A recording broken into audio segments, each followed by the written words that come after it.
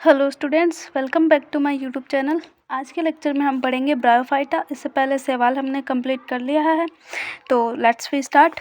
जो ब्रायोफाइटा है, इसकी संरचना होती है थैलस के समान। थैलस यानी मतलब थैले के समान। उसमें हम कह नहीं सकते कि ये इसका जड़ है, तना है, पत्ती है, कुछ भी देख के नहीं बता सकते। एकदम थैले के जैसे उसकी संरचना होती है, तो सीधा कह सकते हैं इसमें सत्ते, जड़, तना, पत्ती नहीं पाई जाती।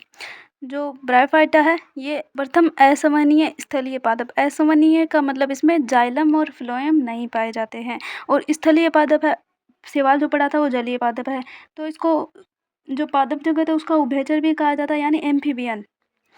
और ये जो ब्रायोफाइटा है, ब्रायोफाइटा की जिसमें हम स्टडी करते हैं उसे ब्रायोलॉजी कहा जाता है। ये जो प्रकाश संश्लेषण कर सकते हैं, प्रकाश संश्लेषी, ये स्वपोषी होते हैं। स्वपोषी मतलब खुद का भोजन प्रकाश संश्लेषण द्वारा बना जाता है। उभयचर है ये पादप जगत का, क्योंकि पानी में और जल थल में, जल और थल दोनों जगह पे पाया जाता है, इसलिए इसको उभयचर बोला जाता है। ये वैसे तो थल पर पाए जाते हैं, लेकिन इनको जनन के लिए पानी की जरूरत पड़ती है। तो आगे देखते हैं कि ब्रायोफाइटा में मोस और लिवरवोर्ट होते हैं। इसके क्लासिफिकेशन मान लो कि इसमें एक मोस होता है, एक लिवरवोर्ट होता है। ये क्या होते हैं, जो प्राय पहाड़ियों में नम और छायादार क्षेत्रों में पाए जाते हैं। नम और छायादार क्षेत्रों में पहाड़ियों के अंदर ये पाए जाते हैं। फिर है कि ब्रायोफाइटा को पादप जगत का जल स्थलचर भी कहते हैं या फिर उभयचर कहते हैं। क्यों कहते हैं? क्योंकि ये भूमि पर जीवित रह सकते हैं, किंतु लैंगिक जनन के लिए इसको जल पर निर्भर रहना पड़ता है। क्वेश्चन नीट से पूछा गया है पहले, तो इम्पोर्टेंट है।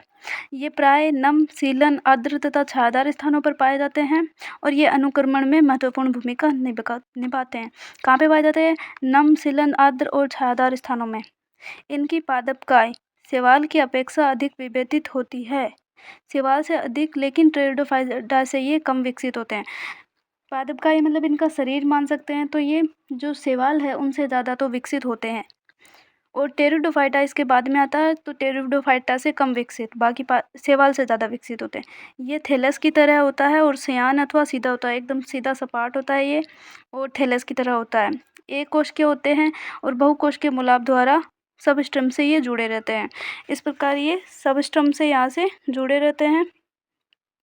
सबस्ट्रम नीचे जो पाया जाता है वहाँ पे, उसको बोला जाता है। इसमें वास्तविक मूल, तना अथवा पत्तियां नहीं होती है, क्योंकि थैलस के समान है ये। इनमें मूलसम, पत्तिसम और तनासम संरचनाएं पाई जाती हैं, यानी जड़ के समान, तने के समान, पत्ती की समान संरचना पाई जाती है। असली इसमें बिल्कुल रियल वाले जड़, तना, पत्ती नहीं पाए जाते हैं। तो जो मूलसम संरचना है, यानी जड़ के समान, उसे कहते हैं राइजोइड। यानी जड़ के समान संरचना को राइजोइड करेंगे।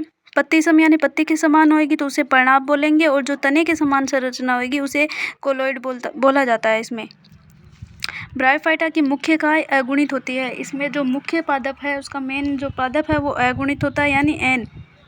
एन का मतलब हो गया अगुणित। ये युग्मक उत्पन्न करते हैं, इसलिए इन्हें युग्मकोद्भिद कहते हैं। तो इसका मुख्य पादप होता है युग्मकोद्भिद। युग्मकोद्भिद का मतलब होता है अगुणित एन, और जो बीजाणुद्भिद होता है उसका मतलब होता है कि द्विगुणित और 2n।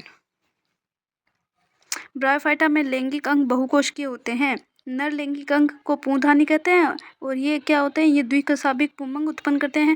मादा जनन अंग को स्त्रीधानी कहते हैं। ये फ्लास्क के आकार का होता है, जिसमें एक अंडा होता है। जो पुंधानी है इसको एंथ्रीडिया भी कहा जाता है, बहुकोशिकीय होता है, नर युग्मक का निर्माण करता है। साथ में इसमें नर युग्मक को शुक्राणु या फिर एंथ्रीजोइड कहते हैं। शुक्राणु में 2 कशाभिका उपस्थित होती है, और ये गति करने में सक्षम होते हैं। और जो स्त्रीधानी पड़ा था, ये क्या होती है, फ्लास्क के आकार की होती है, कशाभिका उसमें नहीं पाई जाती, और एक अंड कोशिका बनाती है। और ये स्त्रीधानी मादा युग्मक का निर्माण करती है। अंड कोशिका को एक सेल कहते हैं। फ्लास्क के समान इस प्रकार से इसकी संरचना होती है, ये सब फ्लास्क के समान। ये फ्लास्क के आकार का होता है, जिसमें एक अंडा होता है। पुंमंग को पानी में छोड़ दिया जाता है। जो नर का पुंमंग था उसको पानी में छोड़ दिया जाता है। ये स्त्रीधानी के संपर्क में आते हैं, पानी में पड़ रहे हैं, इसलिए तो इनको उभयचर बोला गया है, क्योंकि जनन के लिए ये पानी में आते हैं। और अंडे से संलगित होता है, जिसके कारण युग्मनज बनता है। यहाँ पे अंडे से आके मिलता है और यहाँ से इसमें युग्मनज बनाता है। युग्मनज में तुरंत न्यूनीकरण, यानी उसी टाइम पे न्यूनीकरण अर्थसूत्री विभाजन नहीं होता है, और इससे एक बहुकोश की बीजाणुद्भिद यानी स्पोरोफाइट बन जाता है। इससे बनता है यहाँ पे स्पोरोफाइट। स्पोरोफाइट इसको बोला जाता है बीजाणुउद्भूत यानी 2N। सेकेंडरी इसकी स्टेज आ गई। स्पोरोफाइट मुक्त जीवी नहीं होते हैं क्योंकि ये उस पे निर्भर है, बल्कि ये प्रकाश संश्लेषी युग्मकोद्भिद से जुड़ा हुआ होता है। यहाँ पे ये बाद में ऊपर में इसमें ऐसे कैप्सूल लाइक निकल जाता है और वो प्रकाश संश्लेषण करता है, उससे ये जुड़ा रहता है और उसी से ये अपना पोषण प्राप्त करता है। स्पोरोफाइट की कुछ कोशिकाओं में न्यूनीकरण विभाजन होता है, बाद में उसमें न्यूनीकरण यानी अल्पसूत्री विभाजन होता है, जिससे अगुणित बीजाणु अंकुरित होकर युग्मकोद्भिद में विकसित हो जाते हैं, फिर वापस उसमें युग्मकोद्भिद बन जाता है अंकुरण के द्वारा। ब्रायोफाइटा का महत्व बहुत कम है, लेकिन कुछ मोस शाकाहारी स्तनधारियों पक्षियों तो अन्य प्राणियों भोजन प्रदान करते हैं वो। और साथ में स्फेग्नम है, वो उसका बहुत ज़्यादा महत्व है। उसकी कुछ स्पीसीज है जो कि पीट प्रदान करती है, इसका उपयोग ईंधन के रूप में करते हैं और पैकिंग के रूप में भी, और सजीव पदार्थों को स्थानांतरित करने में भी जो ब्रायोफाइटा उसका उपयोग किया जाता है, क्योंकि इनमें पानी को रोकने की क्षमता बहुत अधिक होती है। उसको लपेट के दूसरे पादप को स्थानांतरित कर दिया जाता है। लाइकेन समेत मोथ सर्वप्रथम ऐसे सजीव है जो चट्टानों पर उगते हैं। इनका पारिस्थितिक दृष्टि से महत्वपूर्ण है, क्योंकि इनमें चट्टानों को अपघटित किया और अन्य उच्च कोटि के वहाँ पे चट्टानों पर उगते हैं, उस वजह से दूसरे पौधे भी वहाँ पे उग सकते हैं, उनको अपघटित किया जाता है इनके द्वारा। चूंकि मोस मिट्टी पर एक सघन परत बना देते हैं, इसलिए वर्षा की बौछारें मृदा को अधिक हानि नहीं पहुंचा पाती।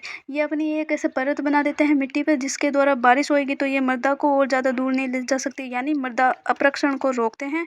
ब्रायोफाइटा को लिवरोट और मोस में विभाजित कर सकते हैं। ओके।